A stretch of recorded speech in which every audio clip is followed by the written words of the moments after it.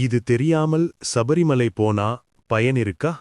சபரிமலை ஒரு பயணமில்லை. அது உடல் சுத்தம் மட்டுமல்ல, மன சுத்தம். 41 நாள் விரதம் ஐயப்பனை பார்க்க அல்ல, நம்மையே மாற்ற. அகங்காரம் குறையாத வரை மலையும் உயரமாத்தான் தெரியும். ஆசைகள் அடங்காத வரை படிகளும் கடினமாத்தான் இருக்கும்.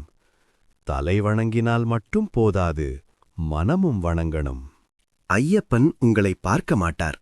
நீங்கள் எவ்வளவு மாறினீர்கள் என்பதைத்தான் பார்ப்பார்.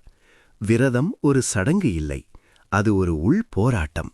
அந்த போராட்டத்தில் வென்றால்தான் சுவாமியே சரணம் ஐயப்பா. கால்கள் மலையேறினால் போதாது, குணமும் உயரணும். அங்கே போய் பிரார்த்தனை செய்வது அல்ல, அங்கே போய் கரைய வேண்டும். ஐயப்பன் பார்க்க வேண்டிய தெய்வம் அல்ல, உள்ளே உணர வேண்டிய தெய்வம்.